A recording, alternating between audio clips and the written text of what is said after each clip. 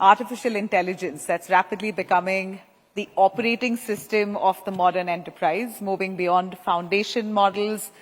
And in fact, foundation models that generate content to AI agents that can reason, plan, and automate complex workflows.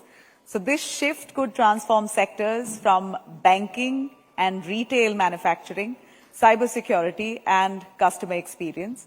As enterprises move from pilots to large-scale adoption, the real test will be balancing productivity and innovation with trust and security, governance, and data privacy.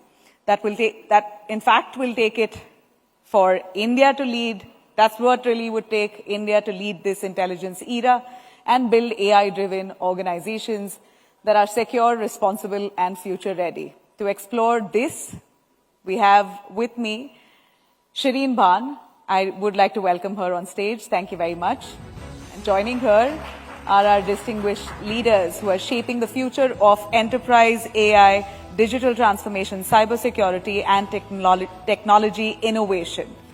Let me introduce Ramesh Lakshminarayanan, Group Head of IT and CIO, HDFC Bank. Sandhya Ramachandran Arun, Global CTO, Wipro. Swapna Bapat, Managing Director and Vice President, India and SAC, Palo Alto Networks. Nikhil Mittal, Chief Technology Officer, Zepto.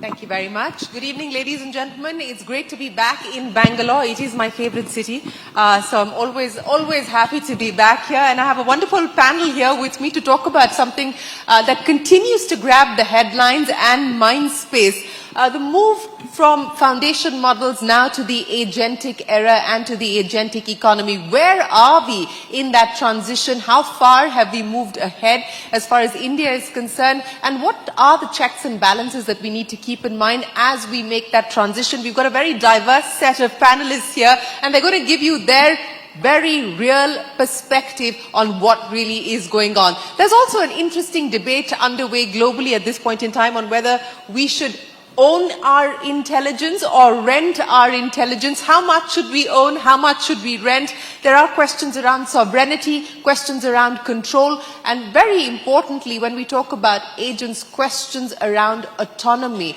How much autonomy is too much autonomy? Will it vary depending on sectors that you operate in? And of course, cyber risks and security risks. We just had headlines being grabbed by OpenAI and Hugging Face. Of course, that was a test environment, but we did see the impact and the implications of an agent going rogue. So how do we ensure that we're not heading in that direction? All of those are very important but equally complex issues. So Ramesh, without further ado, let me get started with you. Rent intelligence, own intelligence. I know you are a big believer in owning intelligence. You've done that at HDFC Bank. Run me through why you believe it is imperative in the AI era to own your intelligence. I think I've been very big proponent, not because, that you can't just rent it out. But the fact is that intelligence inherently has to be manufactured. I mean, if you think about it, right? And in an industry that we are in, we're not going to compete unless we are a tech-driven company. I mean, it's very, very obvious that 5 years down the line, I don't think you will have common bankers. You will have front end and you'll have only technology. And from that perspective, it's very important that you own. But also there are reasons around sovereignty that you spoke about. I'm sure we will delve upon it. But there is another thing that's happening. I think industrialization of AI, Shireen, is not easy.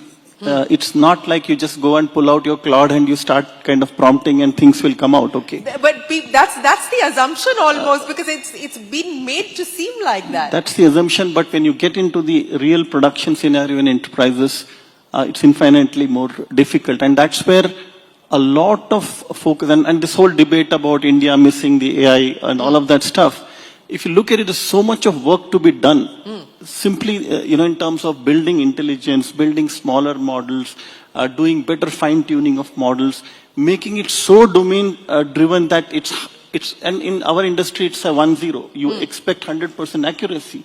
You're extracting a, let's say, check image. A zero gets missed out, you are done, you know.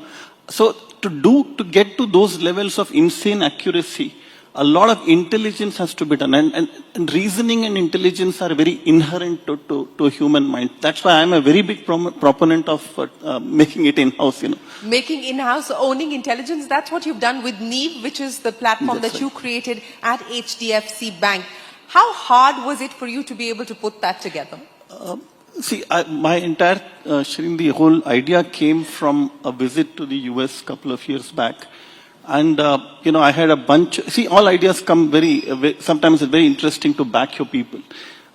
You know, we were just going around looking at all the big techs. Everybody is showing us a lot of the platforms, you know, which were pretty good, not that they were not good. And there was this two blokes who came and said, you know, Ramesh, what we should probably try and build it. I said, are you crazy? I mean, this is not something that, you know. So he said, okay, give us, you know, we don't want too much of money. Give us 3 months. We'll put together something. Okay.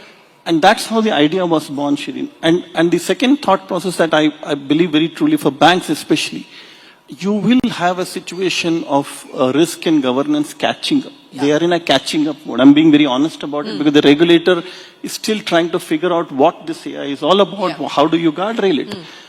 And one of the things I'm very clear is that the platform approach helps you to keep things very tight.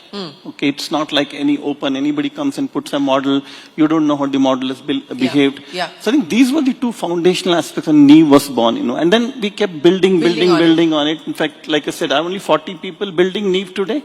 But each one of them is very, very deep techie. I mean, they're not typical bankers, you know, the conversations are not around finance, around, you know, margins. You know. Honest answer, how much money did you give them to get started? Yeah. About, I would say about 2 crores was that's what it. That was the seed, that was the money, seed money. In fact, totally we have probably not spent, I would say, a couple of crores here and there and a little bit. That's it. So in this world where everybody is talking about spending billions and billions of dollars, you're saying you've been able to do this in a couple of crores? Yeah, because the billions are required only for the large LLM tokens, Shireen. And that is the biggest myth, that you need LLMs and running at insane frequency and burning insane tokens. And that's why I said building smaller models, sharper models is where the institutions will have to focus and be smart about it. Okay, well, that's a good point. So, Sandhya, let me come to you now and talk about what you're doing with this at Wipro. And, you know, rent intelligence, own intelligence, or partner with people who you can collaborate on building intelligence. And Wipro's done that. You've just inked a partnership in January of 2026. But how are you approaching this entire issue of intelligence and agents as you build things at Wipro? So, it's not so much about rent intelligence or own it. I think we all know that the differentiator is what the business brings, and that's what keeps them competitive. However, from Wipro's perspective, the first thing that we did, we said this is about trust, right? It's not about me telling you something and then the trust is broken, as opposed to you have your intelligence, I help you build your systems, but then what do we need to do to be responsible about it? Yeah. So the first thing we did was set up a Wipro Intelligence Council. Everything that we do in AI is branded under Wipro Intelligence. Our leaders across the various business units and support functions are a part of the council. We have appointed a leader for responsible AI, a very eminent known personality in the industry. And we stay ahead of the curve in terms of making sure that every one of our 230,000 employees understand what it means to be responsible in terms of AI innovation, AI experimentation, which we do want to encourage. Yeah. Right? And speaking about the large language models, I think initially it was essential for us to learn, to master, to understand the possibilities of what we can do for our clients, and our clients are experimenting as well, right? And coming back to what Ramesh said about having smart engineers, good engineers, deep engineers, who don't really cost a bomb in India, relatively speaking, but it's important for them to build models that are more contextual, with narrower context. So the small language model? micro small, right? So the smaller it gets, the more accurate it becomes. And the latency is a lot less. The speed of response. Will that be the key for larger enterprise adoption, you Absolutely, absolutely. So you, like, if you take any large language model, it knows general knowledge, right? It knows everything in the internet. But what you really need to know is how does loan work? What is the language around loans? What are decisions being made? And all of that is a very specialized domain. And therefore, small and specialized domain models are very, very important. And that's what we focus on significantly. We're also focusing on transforming our engineers into what we call internally, in a fun way, as exponential engineers. Exponential engineers. I hear you engineering term every day now. We've got forward deployed engineers, we've got reimagineers, we've got exponential engineers. So exponential is about exponential speed, exponential impact, exponential business value. So it's an attitude we are trying to cultivate. And of course, we're training plenty of forward deployed engineers. So how much of the code is now being done primarily by AI? See, our whole business in terms of IT, I don't want to talk about code, right? Because coding is something which is like saying you're in the business of manufacturing sweaters, how many lines did you knit, right? So for us, it is more about IT processes, business processes, customer processes, corporate functions, all of them moving towards many agent systems.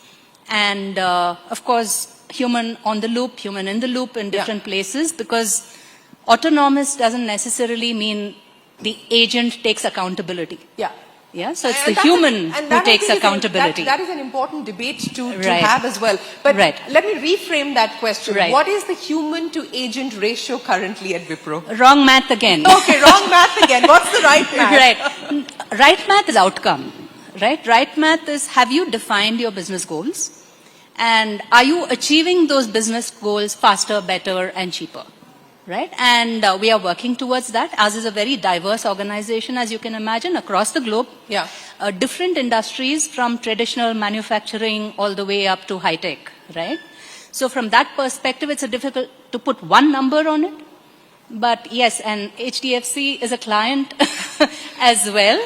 So to that extent, there is a collaboration and there is transformation. Okay, collaboration and transformation. Yes. Swapna, let's look at the big picture now and let's talk about adoption at the enterprise level. What is the data telling you in India today? Also, how safe is this as we move forward to this agentic economy?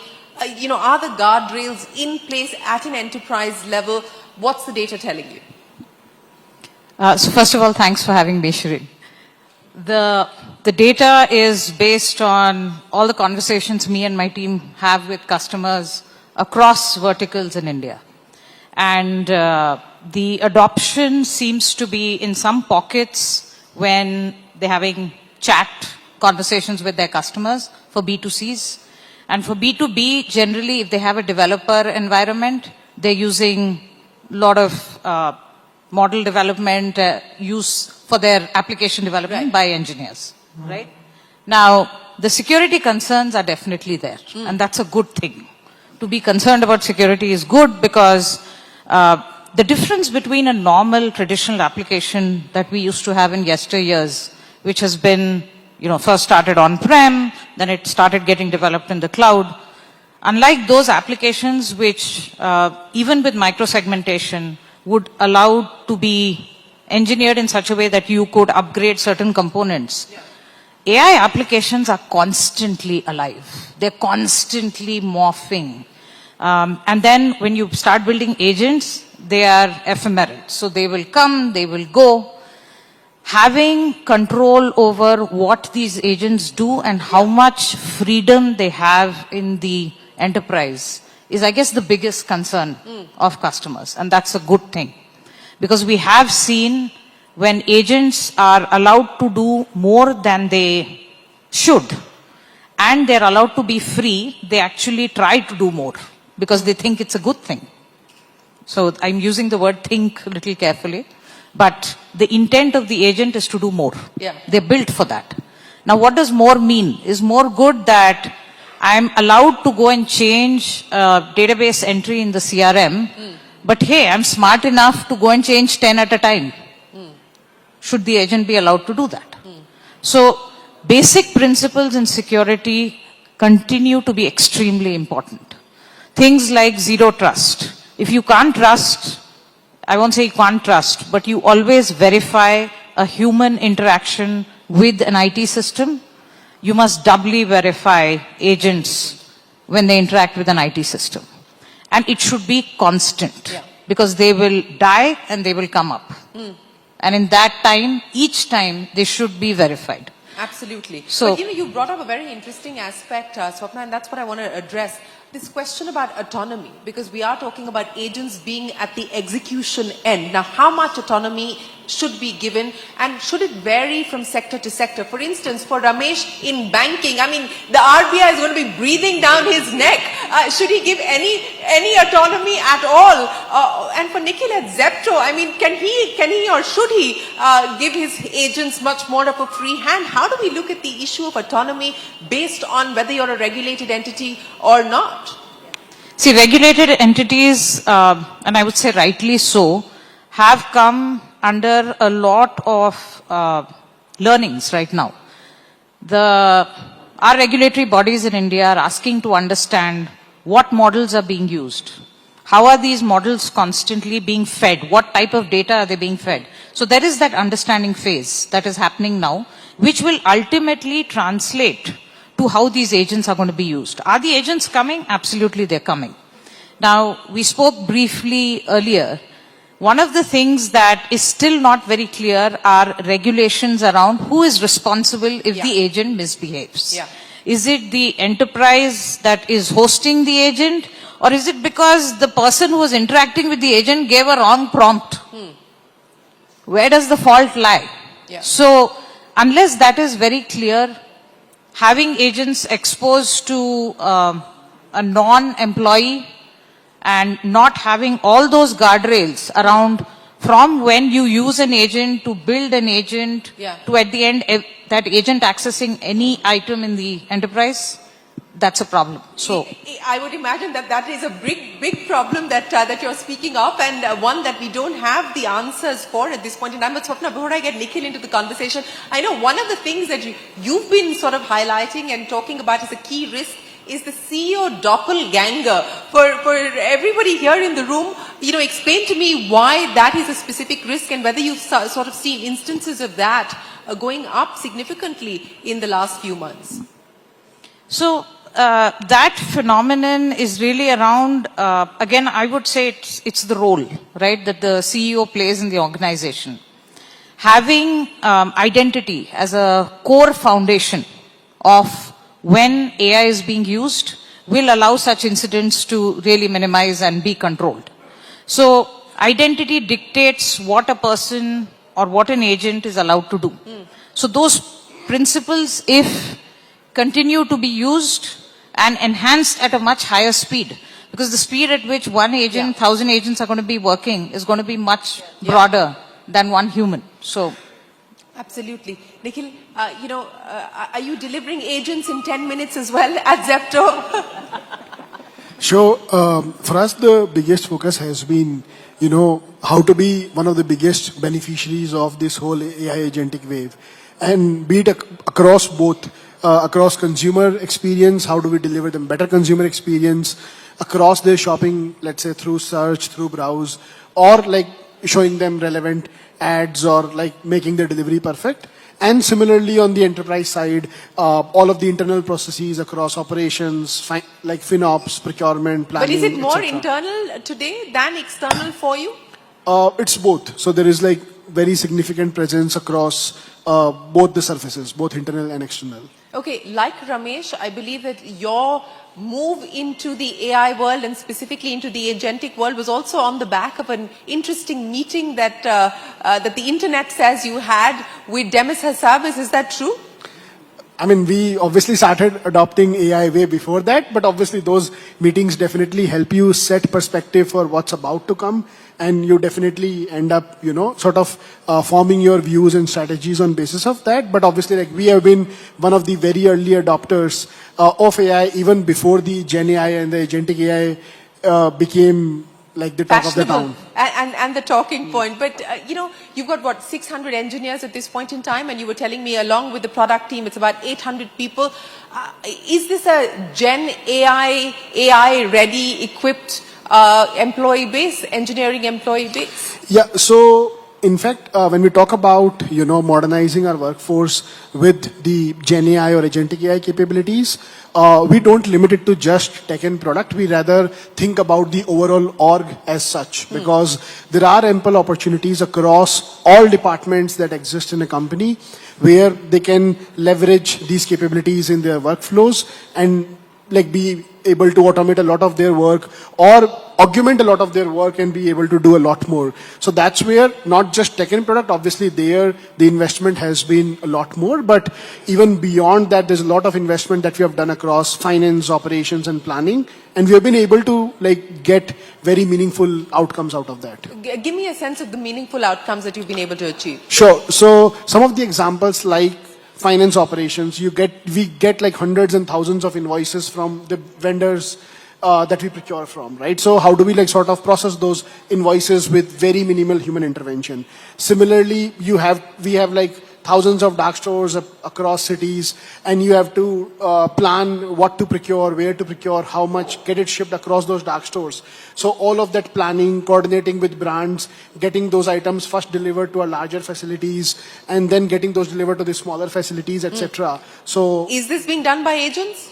So today, majority of it is fully automated in terms of what needs to be procured, how much, where, and then some bit of coordination is being done by agents today.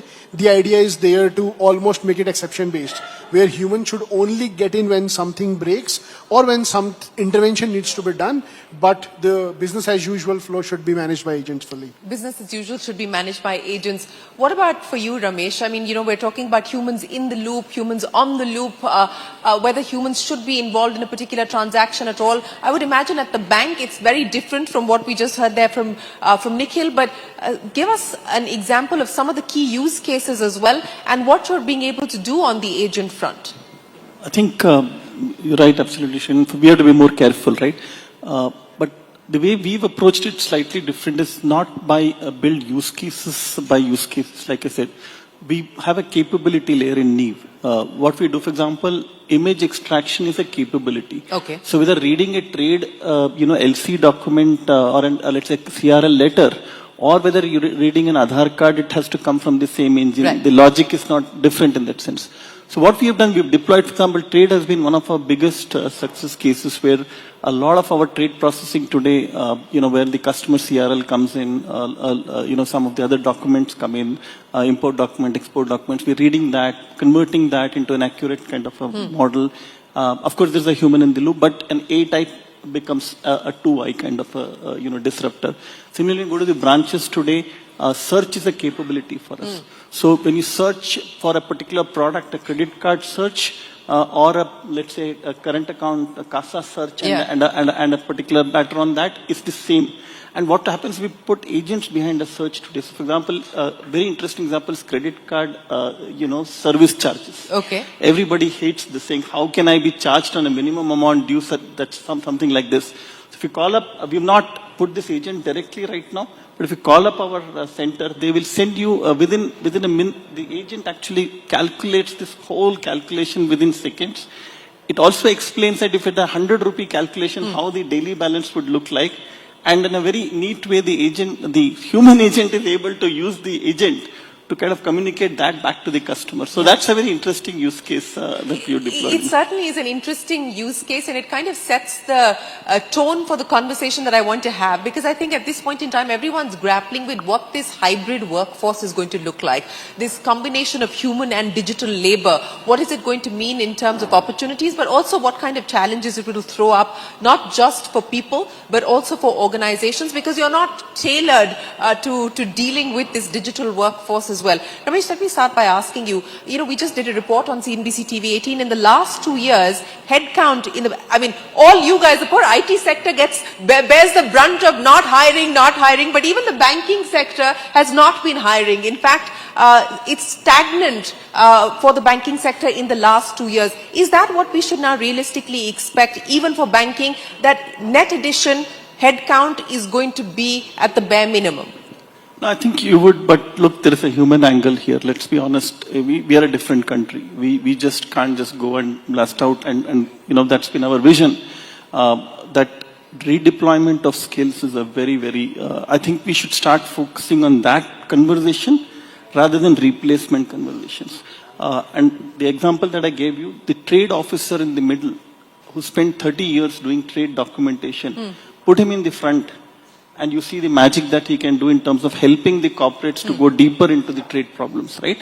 So I think the way we look at it is as the, the solid line attrition kind of straight line attrition kind of starts tapering down, you're not going to backfill, but you are going to reskill. So your organization is definitely going to, go, the numbers are going to go down, but they will go down in the natural conviction and not an artificially forced, that's the right model for India, we believe. No, fair point. So you're saying that you would rather reskill than replace, but you're also admitting that you're not going to be hiring the kinds of numbers that you were hiring previously. And that is just the reality that one is going to have to not just accept, but one is also going to have to build for. It's a problem for government. It's a problem for civil society as well. So given that, the expectation is that because of the use of AI, we're also going to see hopefully a significant rise in business, which will lead to hopefully better margins, better profitability, more revenue growth. So on balance, it may work out to be plus for the economy. Do you buy that? Yeah, I buy that because you don't see, today you don't see that, Shirin. It's not visible. But open up a Jira, board for any company and see the amount of backlogs that one carries. It just tells you the amount of work that's pending and you are prioritized. You go to every single corporate in India and you will find, and I'm not saying you can ask anybody in the panel, you would have huge amount of backlogs. Each of that backlog has not been done today because we haven't had the priority and the bandwidth. And if that can be dramatically, changed and the frontline, productivity can be increased, you will see a dramatic change to my mind, and that will play out in some years. It's not going to be visible. Pain will be there for a few years. That is the big question. How much pain do we endure? What does the short term mean, Sandhya? How long is the short term going to last? And what happens to jobs? I mean, it's a genuine fear. It's a genuine concern. And to Ramesh's point about reskilling and so on and so forth, we were talking about that. Now, coding is on the back burner. You've got FDEs as being the sort of way that you're looking at engineers going forward. What should we realistically factor in from a jobs point of view? Look, I think from Wipro's perspective, we look at 4 quadrants. Job roles where AI can easily replace the human, right? Which are probably lower end jobs, automation. I would also say low risk kind of jobs that it's okay to let AI take over. And then there are spaces where AI is going to augment the human, make the human more powerful, more empowered, get them to, humans can work with a bunch of agents and instead of being a lowest rung worker can actually start getting a higher quality of life, higher quality of work, that sort of a thing, get work-life balance, be augmented by AI. And then there is another quadrant where those jobs are not going to exist anymore, right? Which is true. It is true of every era that we have seen in terms of evolution. And then there are jobs where only AI can do better than humans, right? So those are the 4 quadrants we are looking at. And obviously we are looking at reskilling, upskilling, transforming our workforce. In the middle, there was a little bit of a thing about bottom of the pyramid jobs are going away, but we are hiring actively from campuses because the new generation is born AI today. I don't think they fear AI. And all they of don't seem to fear anything, by the way. Which is true. Which is true. Speaking of the recent events that we have seen in the industry, in the world as well. But I think, so we are hiring. So I don't think the young people need to fear, am I going to have jobs? They're going to have a different need of what a job looks like. There are going to be different roles that they can occupy. The middle levels are struggling as always. So there's a lot of training, transformation, KPIs, goals that are changing for them. So that is happening. And AI only, My team specifically focuses on future.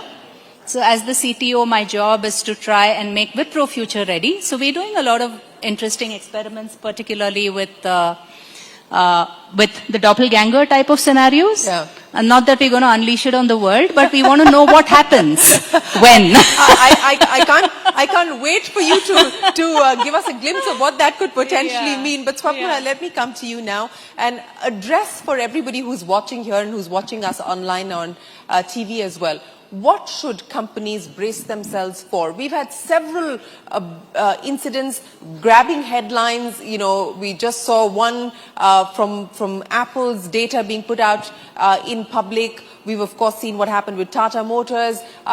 You know, which are the sectors that find themselves most vulnerable today? And what is it that you believe companies need to do to be ready for this AI future?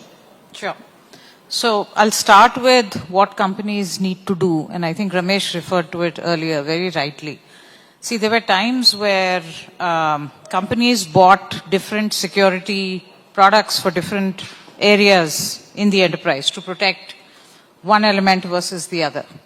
The problem at that time was you had different data sets to look at when an incident actually occurred. To actually perpetrate an incident and exfiltrate data or ransom that environment, it used to take a lot of days, 4 days. It started with 10 days, went to 4 days, hours. Now, to exfiltrate data is under 25 minutes. Wow. So how can you expect a human to look at 10 data sets and figure out what's happening in the environment? And when a bad actor actually exfiltrates data, they do a lot of activity. There are 5 stages that the attack life cycle goes through. The goal is to catch it well in advance, not wait till exfiltration has happened and then find out what happened. So what enterprises really need to do is bring all their data into one place so that they can use AI to understand what's happening in the environment and prevent bad things from happening.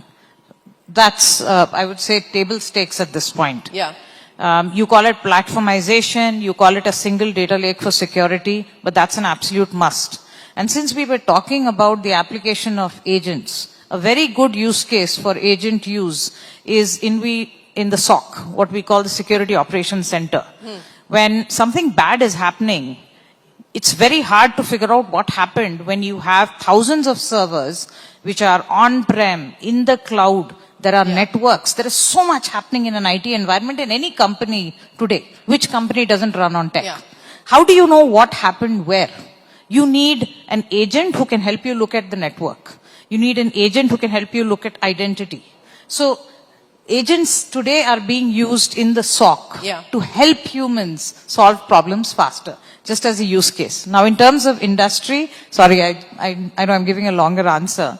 We definitely are seeing a rise in the manufacturing space. They are being targeted, but there's no industry that is spared. I mean, we have seen hospitals in the past.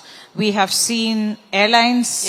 And so it's really, readiness is extremely important. Absolutely. Nikhil, I'm going to give you the final say. Of course, are you, one, all set for your Dalal Street debut?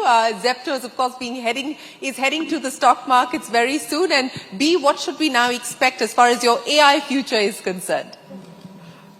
Sorry, the question is about? One, your IPO, and how ready you are now to be able to head to Dalal Street, and second, what does the AI future for Zepto look like? Sure. So first one, we should be heading there soon.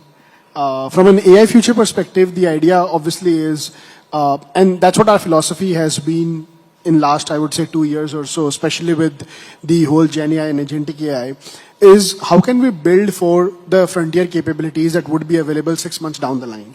Because it is always, if you just build for the capabilities that are there today, by the time you build it, ship it, like the model would have already moved ahead of where it was. So that's our attempt has been that how can we sort of extract far more value, be it in customer experience or internal productivity across engineering, coding. How can we sort of, we have been running initiatives around, can we have, let's say, product managers themselves building the first prototype Yeah. and, sort of getting their hands dirty in terms of, how does it look like, and sort of running some small scale experiments on top Nice. of that, etc. Well- So the idea there is, how do you sort of like enable the organization to be able to exploit agents to do more and more autonomously without, let's say, getting into troubles. So that is Yes. where stay out of trouble. That is the key. That's the key message that each of our panelists is throwing up. But I don't know how many of you have actually picked up on the thought that's coming to my head as I listen to each one of them speak, and everybody's talking about urgency and the speed and autonomy. I think artificial intelligence has to be looked at from the lens of adaptive intelligence as well. How adaptive will each organization be to an era of artificial intelligence? You can have technology for the sake of technology, but how you actually use it for your benefit is the key question. Ramesh, Sandhya, Swapna and Nikhil, many, many thanks for joining us here. We wish you the very best. Thanks so gentlemen. much. Thank you. Thanks very much, all of you, for an engaging discussion there, and thank you, Shireen.